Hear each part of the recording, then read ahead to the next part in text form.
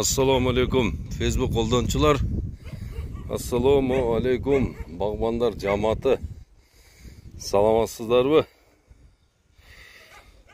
Кутмандуу күнүңүздөр менен бардыңыздарды туғандарым. Кына бияка бурайлы. Мына туғандар азыр ар бирибиздин ошол мал кармаган кыргызстандыктардын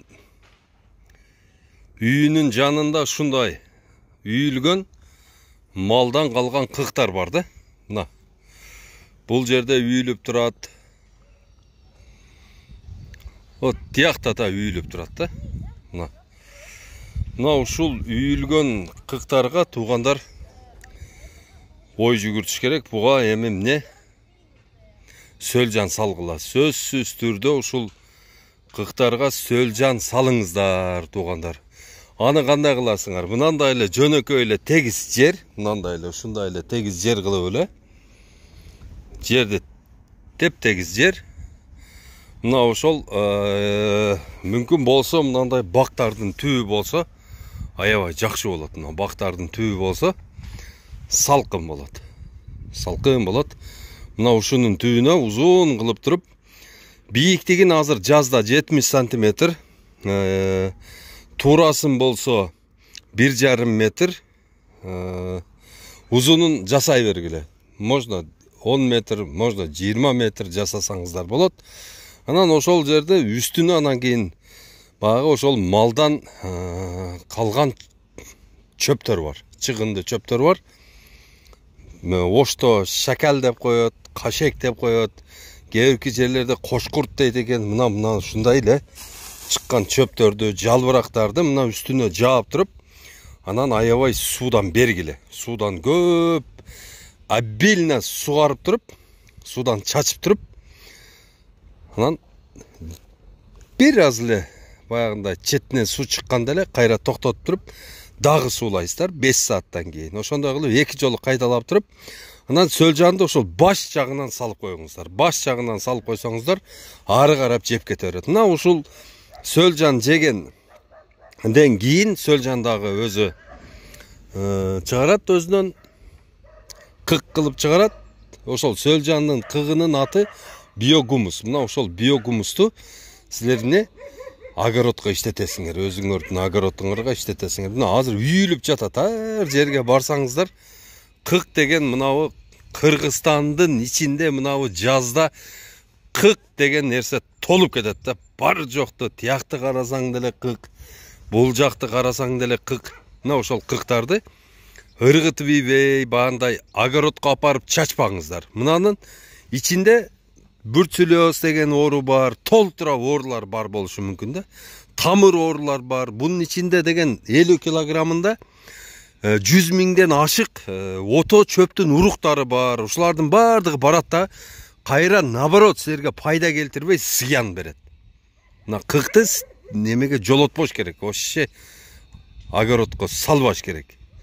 Мына ушул кыкты деген чиритип туруп, бир 6 ай 7 ай аябай чиритип, чиринди кылып, капкара кылып күйгүзүп, баягы уруктардан бери бардын өлтүрүп, баягы тамыр оорулардан бери нейтрализовать этип, күйгөндө ошондо жок болот. Анан кийин апарыш керек. Же болбосо муну сөлжанга жедирип туруп, биогумус кылып анан кийин салыш керек. Биогумус кылып салсаңыздар аябай сонун пайдалуу болот. Мына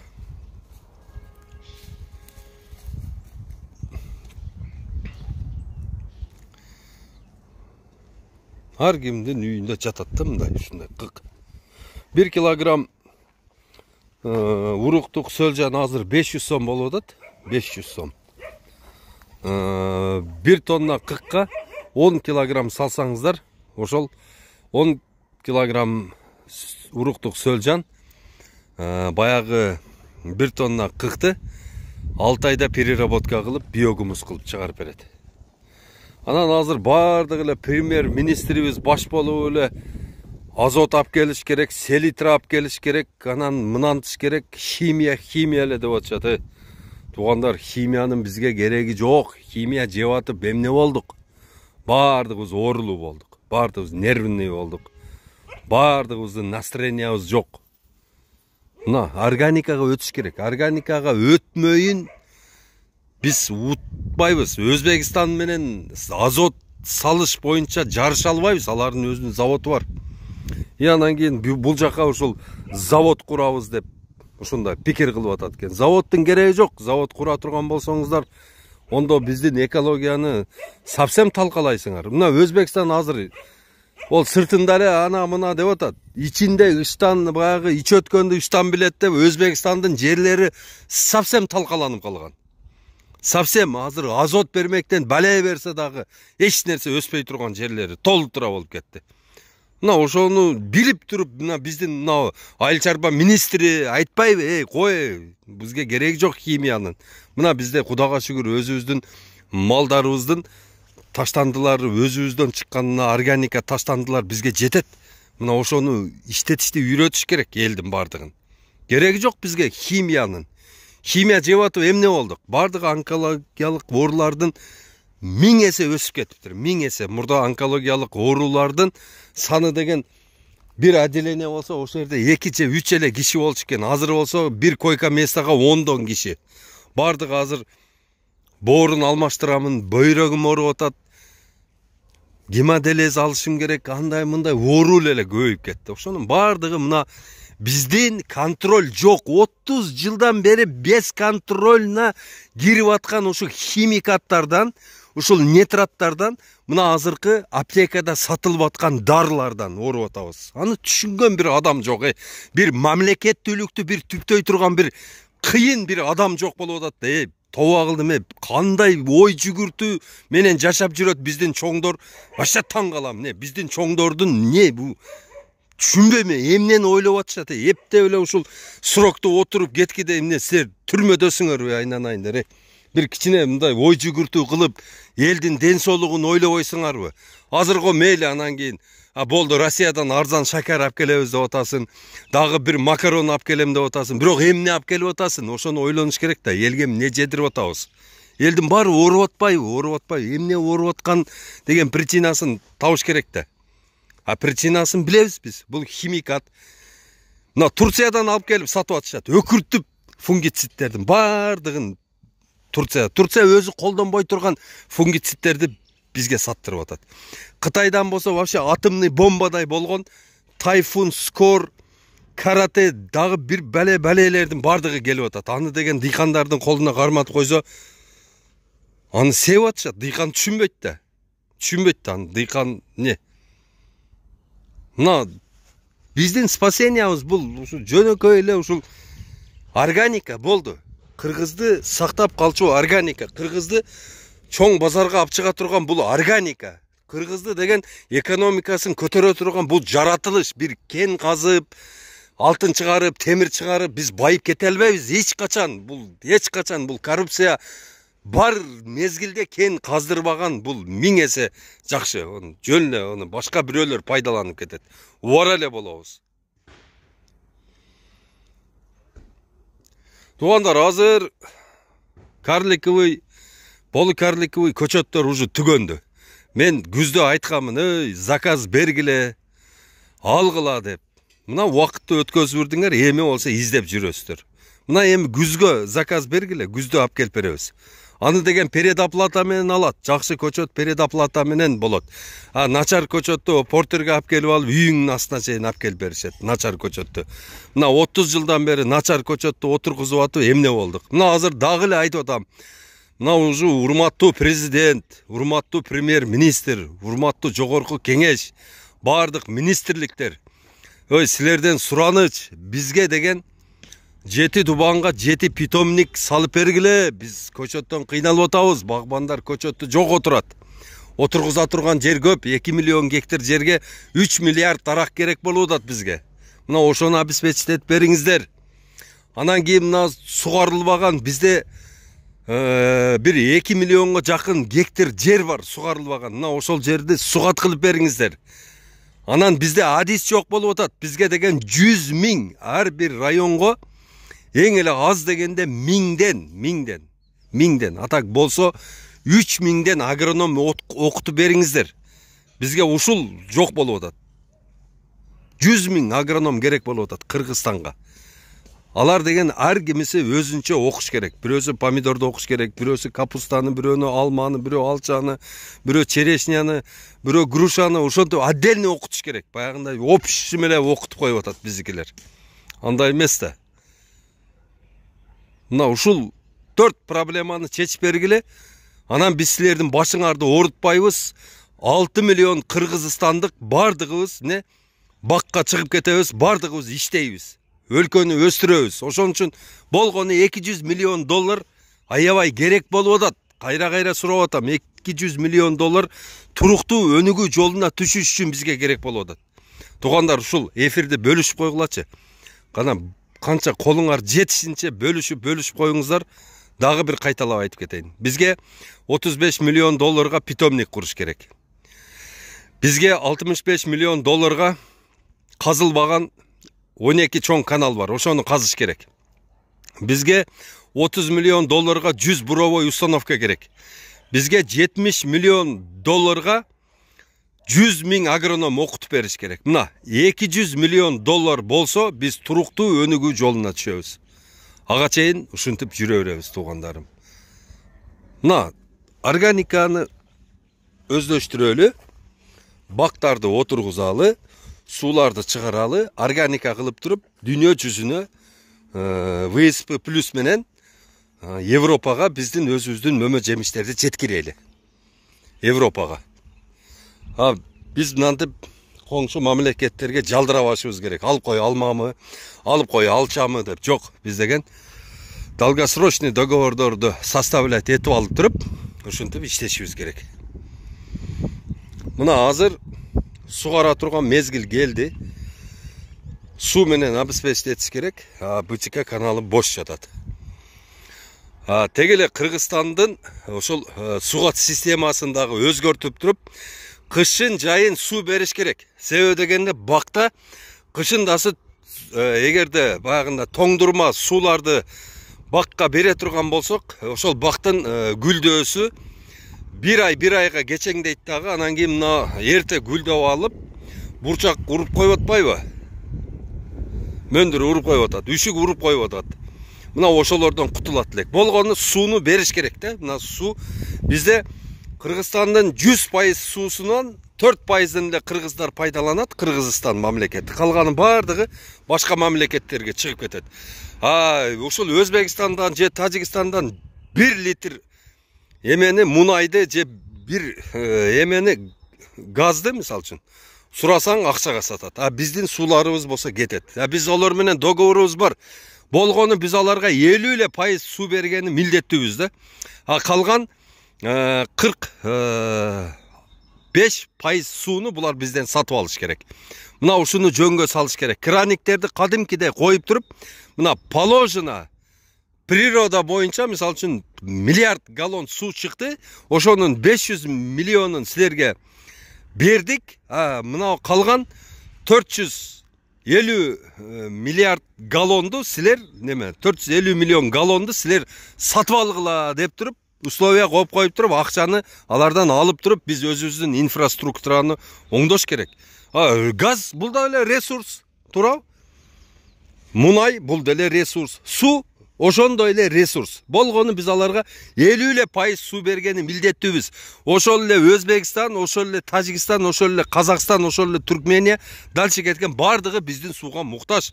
Мына ошол сууну эмне үчүн биз өзүбүздүн сууга өзүбүз ээ боло албайбыз? Качанча мынтип эле оозубузду ачып эле отура беребиз. Мына ошогон вопросторго аябай баш ооруйт. Аны чындыгында баягы сен ишиң эмне деп айтышыңар мүмкүн, бирок как жаран катары мен өзүм позициямды билдирип атам. Аны да силер туура түшүнүшүңөр керек. Мына азыр көрүп атасыздар, жаз келди азыр телефонду жөн эле тытып атышат. Абдулла Ташиевич сапаттуу көчөттү каерден алабыз деп. Мына мамлекет ошого 35 миллион доллар ажыратып бериш керек. Мына Ысык көл, Нарын облусуна отдельно бир питомник керек экен. Ал жерге жалылан карагаттын, брусника, морожка, калина, клюква, ижа малина, малина, анын деген жалаң сонун сортторун чыгарып беришибиз керек экен. Мына Баткен облыска отдельный питомник керек экен. Баткен областына ушунчалык сонун көчөттөрдү чыгарыш керек. Хотя бы азыр жок эле дегенде азыр эмне эки питомник керек болуп атат. Бирөөсү түндүккө, бирөөсү түштүккө. Мына ушуну обеспечить этип бериңиздер. Мамлекет төбөлдөрү ушуга аракет кылыңыздар. Азыр болсо мына тетиге мамлекет мынанча миллион берди. Анан аны мындай кылып дыйкандарга бөлүп беребиз, андай мындай дейбиз. Жок, ал кредиттердин башты 85-90% жалаң чоңдор алат. Анычы чоңдор алып туруп, азыр алар деген курулушка салат. Курулуш дагы токтоп калбадыбы? Алар не алат дагы ошодон анан кийин башка мамлекеттерден продукта ташышат, ошол акча менен. Кредит кылып алышып, же болбосо дагы бир эмени жасашат да. Алар деген эч кандай дыйканга пайда алып келбейт. Просто эле дыйкандарга бердим дейт дагы башка бирөөлөргө айландырат. Мына эмне себептен мына ошол арзан, пайызы арзан келген эмелерди Айыл банк аркылуу берип атасыздар. РСК банк аркылуу эмнеге берип атасыздар? Алар болсо өзүнүн маржасын кошуп туруп, силер баягы 4% деген, 6% деген кредиттер болсо эмне 12-11%га чыгып кетет. 10%га чыгып кетет. Аларды контроль кылганы адам жок. Эми өзү чындыгында келгенде мындай мамлекеттүүлүккө күйө турган адам болсо, мына азыр коррупция деген мына эшикке чыксаң эле коррупция. Четинен эле камап эле жок кылып ушулардын бардыгын жок кыла берсе болбойбу? Не үчүн карап турушат түшүнбөдүм. Мына азыр болсо коррупция ырсаңдап азыр кайра шайлоого кетип атат. Азыр коррупционерлердин неберелери, жээндери, аялдары, коррупционерлердин туугандары, балдары бардыгы эмне азыр ошол бардык жергиликтүү кеңештерге депутат болуп кетип атат. Бардыгы эртеге эле кайра эле ошол баягы бөрү баласы ит болбойт деп баары бир ошол атасы кылганды кылат да. Эмне үчүн ушуларга бир мындай запрет коюп, буга окшогон акмактарды ушу жолотпой коюштун мындай бир механизмдерин ойлоп чыксак болбойбу? Туурабы? Толтура да эми айта берсең сөз көп дегендей. Мына азыр көрүп атасыздар. Азыр жаз келди, бир аким башы ооруп айтат. Мен элиме бир жактан барып урук алып келейин. Мына азыр май кымбаттап кетти, чай кымбаттап кетти, кант кымбаттап кетти, бар жок кымбат болуп атат. Мен келип туруп, ошол айылыма бир өзүмүн районума, айылыма бир саясат кылайын. Ошол арзан көчөттөрдү, арзан уруктарды алып келип берип отургузуп, эртеге ошолордун түшүмүн сатканы мен жардам берейин деген бир аким жок. Эмне себептен аны аким кылып шайлап койдуңуздар? 40 районда 40 аким отурат, эч нерсе кылбай отурат, эч нерсе кылбайт экен. Чындыгында мен барып көрүп келдим. Эл башкача өзүнчө эле жашап атат. Алардын жашоосу өзүнчө, акимдердики өзүнчө. Азыр акимдердин бардыгы эле ушу шайлоо эптеп ушул шайланып, ошол ордунда калса, мэрлер деле ошондой, айыл өкмөттөр деле ошондой эптеп ошол жерде калса да башка бир тегиле бир мынантип элди ойлогон бир инсан жок экен да. Элди ойлоп, ой элим бар эле, ушул элиме бир жакшылык кылайын, мен мынан тура проблемалары турат, айылдын проблемалары толтура турат. Эч нерсе кылбай, жөн эле для галочки сельский сходдорду өткөзүп коет экен. Для галочки бары эле ушул эптемей эле, баягы бири-бирин алдамай эле эме да. Мына азыр эртеге акимдер шайлана турган болсо ошолордон расписка алыш керек. Аким шайланабы, губернатор шайланабы, айыл өкмөт шайланабы, ошону мен өзүмдүн айылымы дотациядан чыгара аламын. Дотация эмес, мамлекеттен 1 сом албай турган кылып туруп, мен ушул жерди башкарып, ушуга мен ошо 5 жылда дотациядан чыгарамын конкретно. Айыл деген өзүн өзү багат, мамлекеттен 1 сом каржы албайбыз деп ошентип расписка жазып берип, эгерде мен ушуну аткара албай калсам, мен жоопкерчиликке тартылууга даярмын деген ошондой акимдерди шайлаш керек. Ошондой айыл өкмөттөрдү шайлаш керек. Анан эмне үчүн жөнүнө келип алып эле бул энесинин немесиби, должностубу, жөнүнө келип эле о жерде отуруп эле анан кийин баягындай кыймылдап калган тишти жулгандай, кыймылдап калган жерлерди акырын жулуп туруп, сатып берип туруп, анан кетирген расходтун чөнтөгүнө кайра салып алып, былтыйып кетип кала турган, ондой кылдырбаш керек. Андеген камаш керек. Эгерде ошол өзү убада бердиби? Ошол айыл өкмөттү дотациядан чыгарам деп.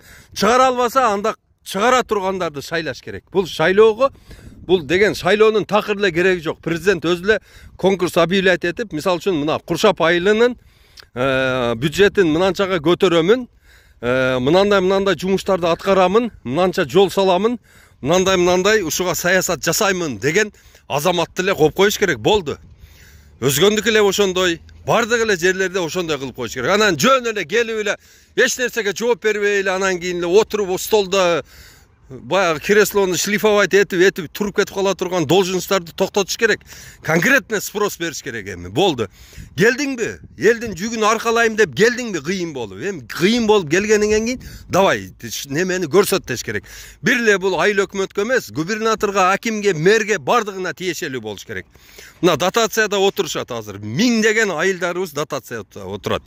Ошолордун айыл өкмөтү эң эле аз дегенде 6-7 жолу алмашты. Кээ-биркилерине 10 жолу, 15 жолу алмашты. Бардыгы бир дагы ответственность албай, ошол айыл, ошол разруха болгон бойдон турат да. Жок, президент менен премьер-министр ушуну талапты коюш керек. Всё, мына шайлоого барасың, келесиң, мындай, ошол айылды дотациядан чыгарасың. Эгерде чыгара албай турган болсоң, жоопкерчиликти тартасың деш керек. Туурабы? Андай кылбаса жөн эле мындай келип кете берип, бул баягы депутатствону айылда ойлойт да жөн эле баягындай. ГТОнун значогун алып койгондой эле болот экен да. Барсаң, айыл өкмөттөргө онча депутаттын эмне кереги бар? Анан көрөктү бир айыл өкмөттө, мисалы үчүн Куршап айыл өкмөтүндө 40 депутат бар экен. 40 депутаттын ордуна 40 агроном болгондо, ошолордун пайдасы 1000 эсе жакшы тиймек да. Жөн эле отурушат, барсаң, жөн эле убаракерчилик да, интрига. Ошол айылдын ичиндеги бир майда чүйдө бир болбогон бир иш-чараларга аралашып алышкан.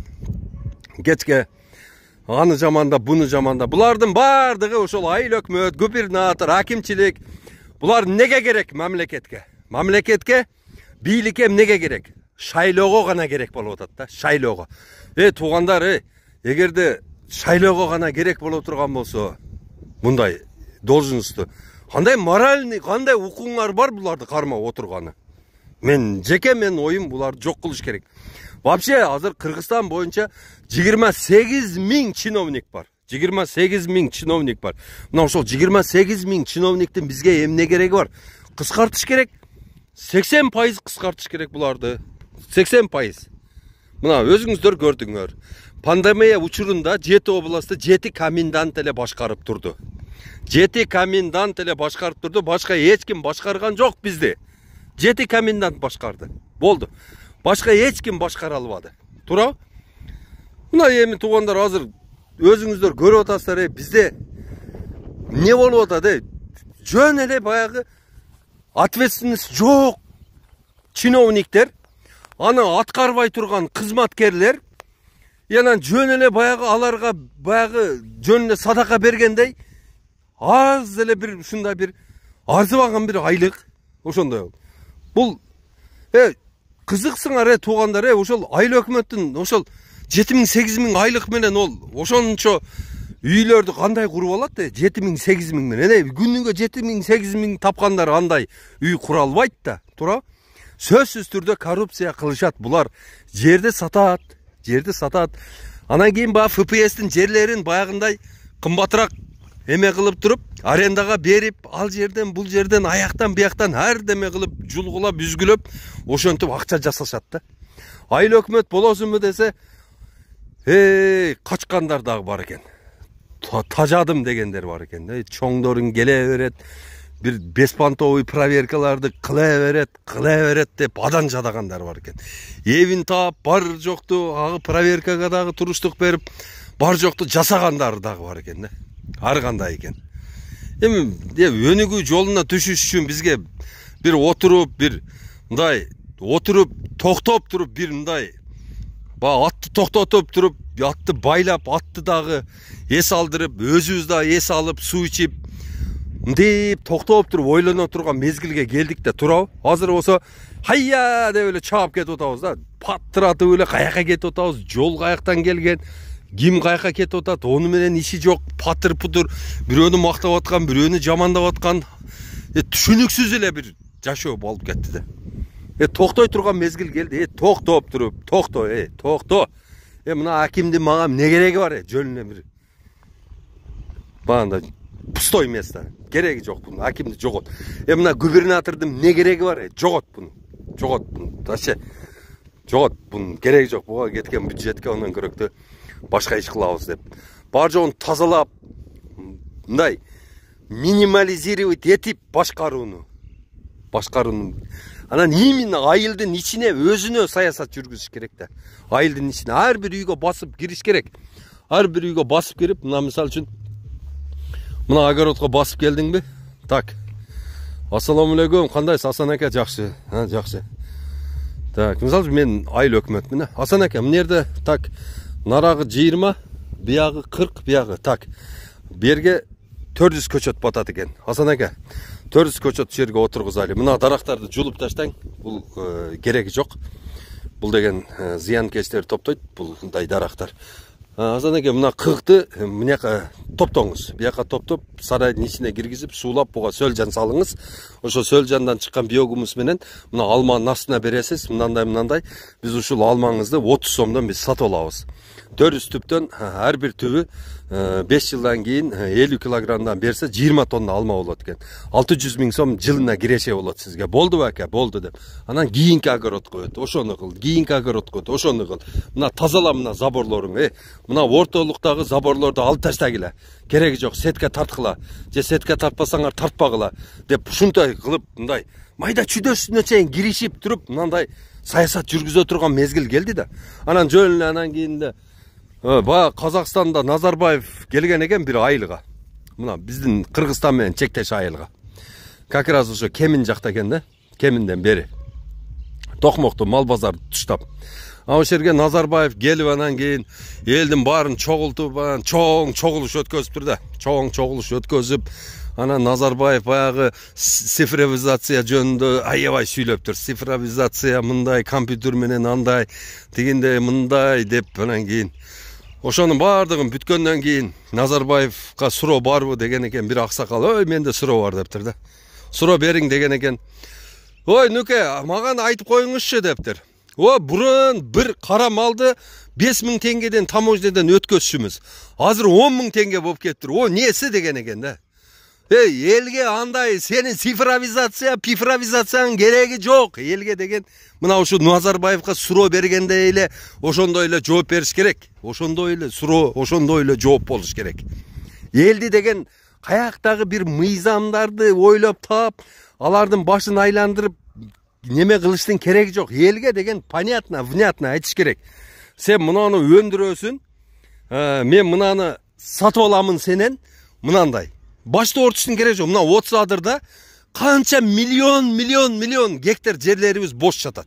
Мына 30 адырга суулу наркы каналдан болсо, Жаңарыктын каналынан суу деген аркырап компроводко түшөт, ошонун нары кетет. Ошол каналдын үстүнөн дагы бир канал алып өтүп, казып туруп, ошол 30 адырды полный суга кылып туруп, ошол жерге сливаны эгип таштаса болбойбу? Туурабы? Миллиондогон слива эгилет, туурабы? Мына ошол сливадан элдер деген ошол жолдун боюна ошол жерде Абибилла деген бир аксакал, авам бар мен, багбан, мени поддержка кылган. Алла ыраазы болсун ошол жигитке. Ошол акеме, ошол багынан 6 миллион, 7 миллион сом киреше көрүп атпайбы? Мына ошол саясатты мына 30 адыр районуна полный, 30 адыр Кара Суу районуна полный жасаса болбойбу? Мына жолдун боюна эле эгип койгон. Жолдун боюнан эле ошол жерден терип алып эле 6 миллион, 7 миллион киреше көрүп атат. Бул деген бир эле кайнолусунан, сливадан. Башкасын айтпай эле коюн. Ал жерде деген алмасы бар, ал жерде деген черешнясы бар, шафталысы бар. Ошолордон толтурат. Акча алып атат. Ошондой эле жерлер бош жатат, абсолютно. Өздөрү Россияга кетип калган бала чакасы. Кемпир чал эптей албай. Жатат. Туурабы? Туура. Дотациядан чыгара аламын, айылымды көтөрөмүн, айылыма мынандай пайда келтире аламын деген азаматтарды койбойлубу? Туурабы? Ошолор расписка жазып берсин. Мен мына кылам дедим, кылам. Азыр кылам деген жигиттер көп.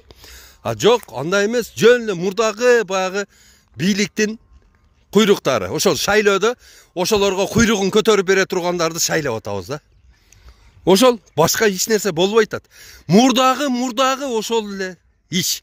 Мурдагы 30 жыл мурун Акаевдин системасы кандай сасып иштеп атса, туттум ошондой эле иштеп атат. Эч бир өзгөрүү жок. Мына президент өзү барып айтып атпайбы? Бир тиш чукугуч чыгарбайт экенбиз. Биз кандай биз мамлекет болдук деп ыйлап атпайбы? Мына ошол тиш чукугуч чыгарбай турган мамлекетке башчы болуш өзү кыйын да.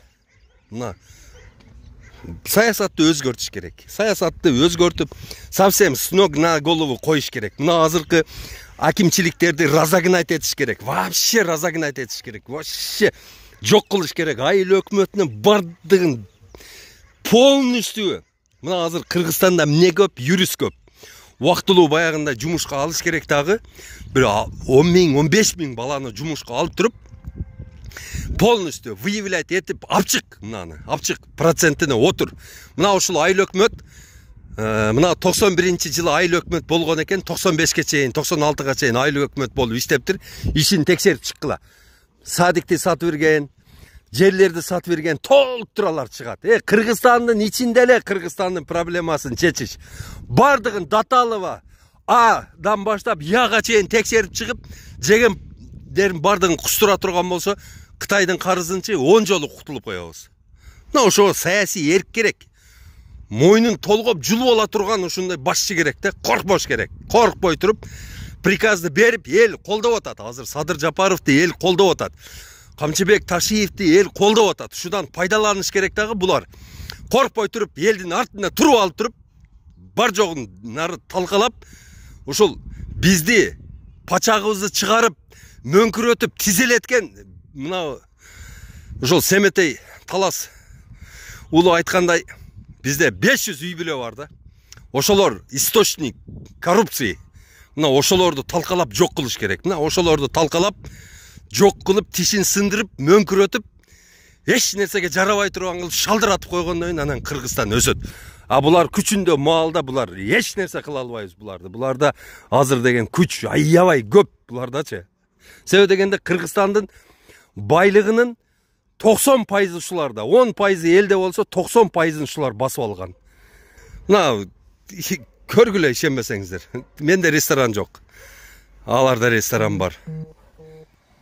Менде эме жок. Аларда бар.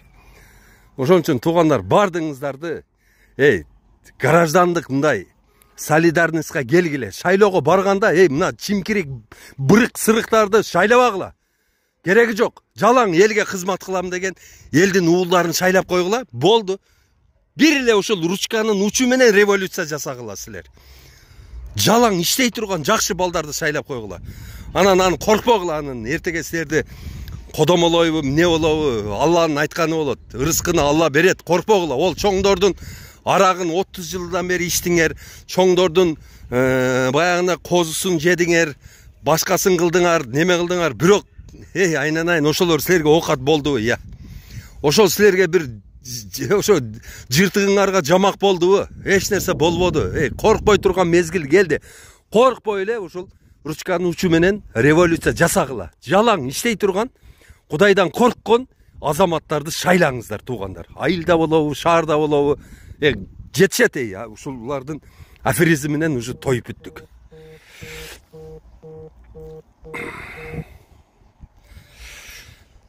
Бирөө чалып атат, жооп берип коеюн. Эфирди бөлүшүп койгула, туугандар. Эфирди бөлүшүп койгула. Чын жүрөктөн чыккан сөздөр болду. Эме жаман көрсөңөр дагы, жакшы көрсөңөр дагы айтышка туура келди.